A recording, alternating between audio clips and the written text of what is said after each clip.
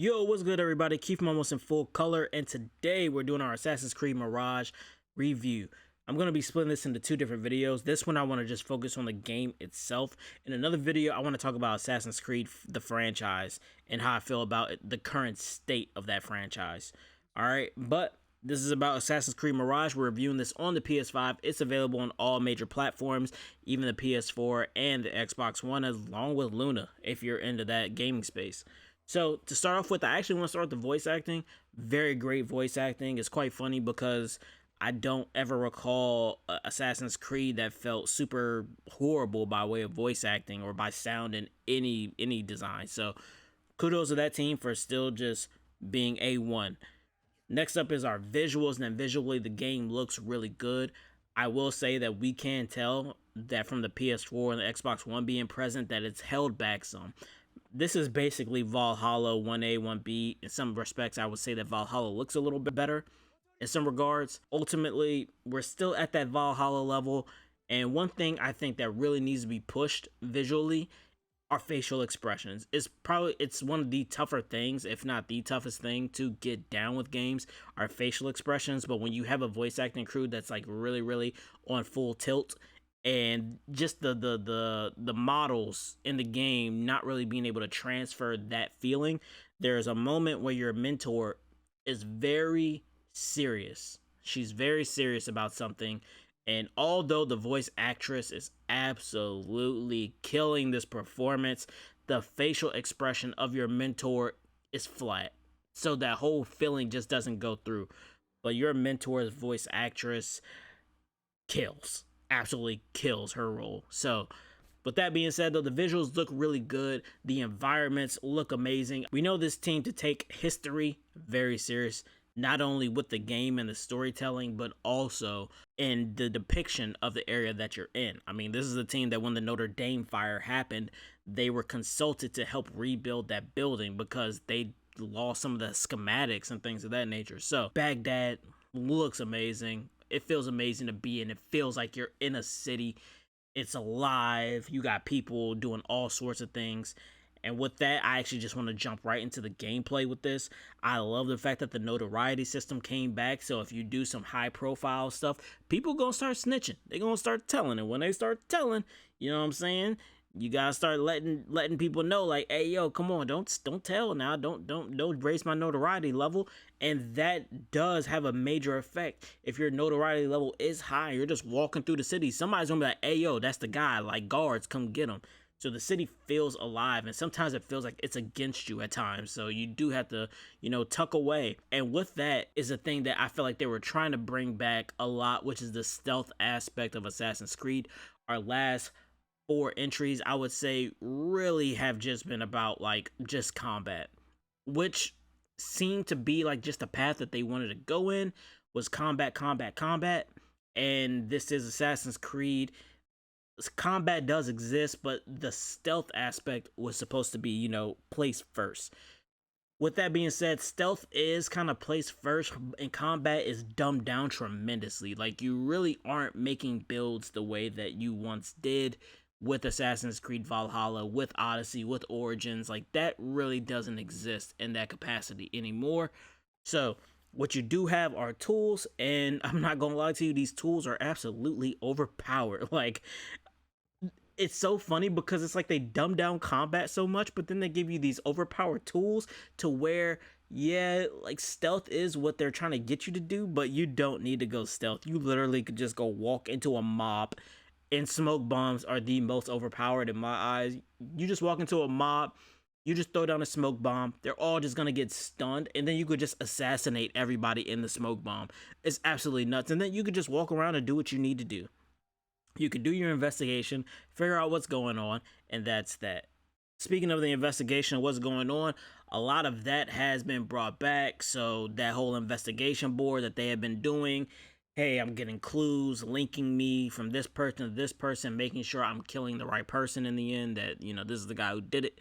So that is brought back, and I love that investigation board. It helps keep track of the story. You kind of can look at things and the board and how everything connected with one another and the clues, all of what they talk about.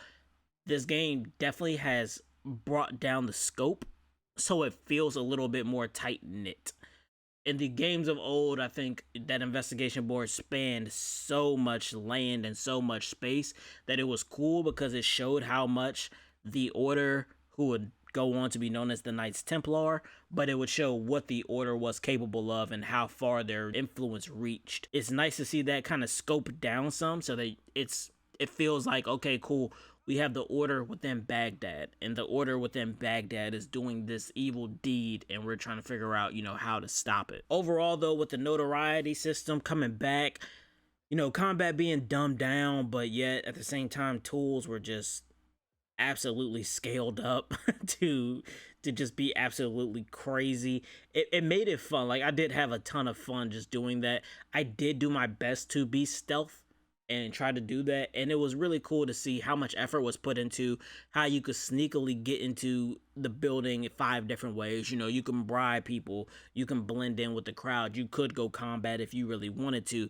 There are secret passages that you can find, or you can go pickpocket somebody, and pick a lock and all these things. So it was really nice to see that pretty much for a lot of the missions, I would say about 70% of them, there were many different ways to tackle this job. And the way that I played it and the way that you played it, we're gonna be totally different. And it's gonna be, what's the flavor? What's your flavor? What's my flavor? Which I've always felt was really cool, that you and I could do the same exact mission, but yet we could tackle it 2 different ways and still come out with the same end result. That I thought was pretty cool. However, I will say that the fact that stealth over combat isn't rewarded in some format, way, shape, or form, it did make it like some of the missions, I just like, what? I don't feel like doing this stealth. I'm just gonna go combat style, and just so I can get this over with. I do feel like something does need to be done, or a thought needs to happen, just to try to figure out a way to make stealth seem a little more appealing, or to make people want to do stealth a little bit more, in the event that this is the path going forward. If they kind of want to bring back Assassin's Creed of old, some things are going to have to be tweaked in that department. One of the best things I feel like about this game was the pacing of things, right? I was constantly getting skill points, not only through the missions, but there were side jobs, and the side jobs literally told you how many skill points they gave you, or if they gave you materials. Therefore, you can prioritize. I just want the skill points. I'll just go do these jobs, get my skill points, and then I'll bounce out. You also had the lost books, which give 1 skill point per lost book you find. I believe there are 7 of them, so that just gives you 7 extra skill points. It was just super easy to get skill points, super easy to get those skills that you would want just to get like maxed out, and you can enjoy those skills. Like, it was very easy and very quick to do. I absolutely love that fact. A lot of games I always feel like you don't max out or get close to max until very end game, so you never really got the time to enjoy those skills and the quality of life that those skills could bring to missions, because typically the late skills would have made the early missions just so much more bearable, but yet you don't get them until the very end. So I love the fact that you were able to get those skills. You could get materials and max out your tools very quickly as well. Kudos to them. I love the pacing of that. You could literally become a master assassin, like master all of your stuff with minimal effort, so that you can enjoy the game. And I think that's a really good path that they took with this game, and I hope to see that going forward, so that we're not having to do these redundant XP farms and glitches and all that just to get what we were looking for. This is a good path. I truly believe that. Now, onto the story, because for me, the story was a really good return to form, if you will, right? The past 2 games definitely have not been an assassin story, and the Black Flag game is not an assassin story. That's what I call the Black Flag game. I don't even, I hate that game.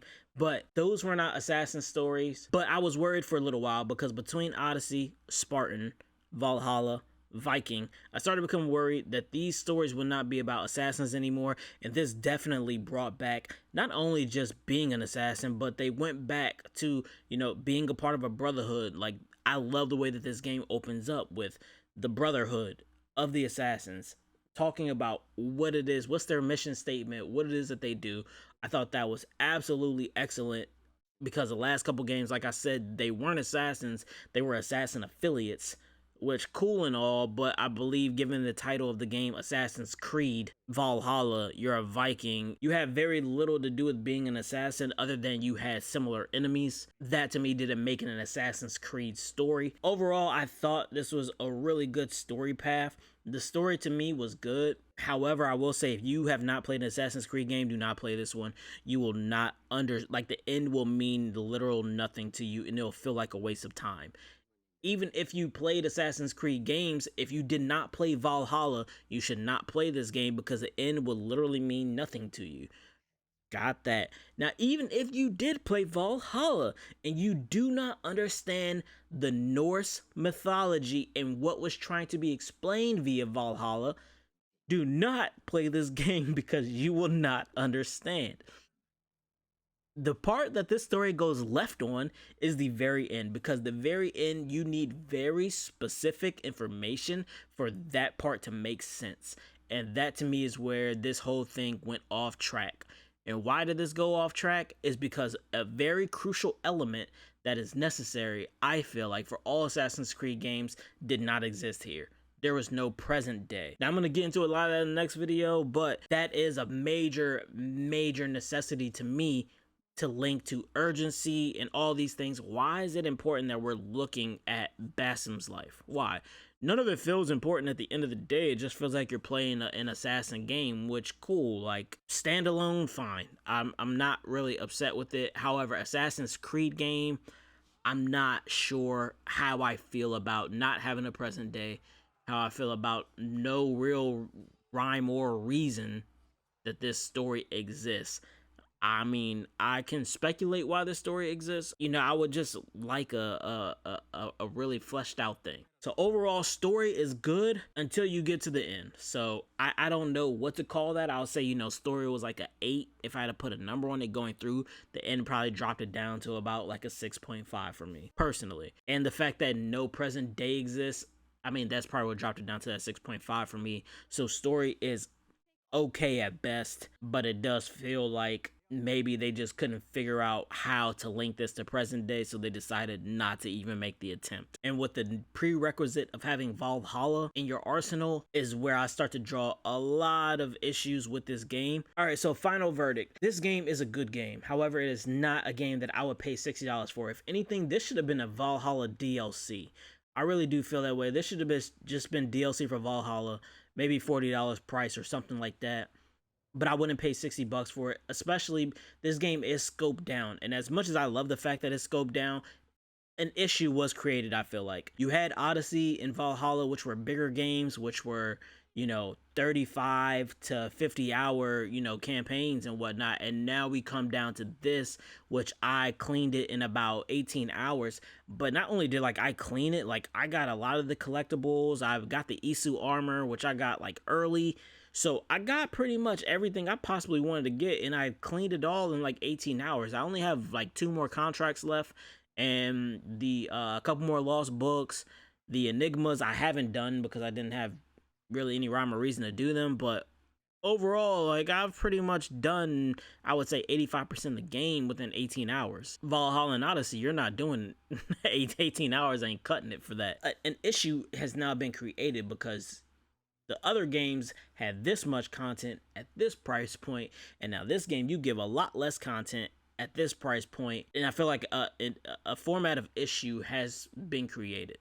Again, it's nice that you don't have to grind so much. It's nice that you can kind of get right to the story, but also a big element of the story is missing. Also, you actually need this other game to understand this game, and I'm just not sure where that leaves this. So ultimately, you are a fan of Assassin's Creed. You really like Assassin's Creed. I would not pay the $60 for this. Even so, I would tell you, just get Ubisoft Plus for the month. Boom. You can beat this within a week for sure. Now, if you have not played Valhalla and you like Assassin's Creed, it's going to be rough. I feel like if you were to get Ubisoft Plus for like 2 months, play Valhalla and then went to this, because they're night and day. So even if this is like a Valhalla DLC, they're so night and day on approach, where Valhalla is, you know, you got builds, you got so many things that you have to your at your fingertips. It would be nice in a scoping standpoint, because I feel like you'll look at the Valhalla map and be like, good God. And then you'll look at the Baghdad map and you'll be like, oh, this is doable. So I feel like there is that metric that exists, but ultimately it's going to really fall up to you. Again, I would not recommend this to any new players. Don't get it. Play Valhalla and then play this. But as much as I think that this game is a good game, I do feel like ultimately it's a misstep in some ways, but I'm gonna save that for the next video because this one has already gone on too long. But hit that notification subscription button. I will rant on about this in the next video, and I hope to see you there. Thank you all for tuning in, and as usual, peace, be blessed.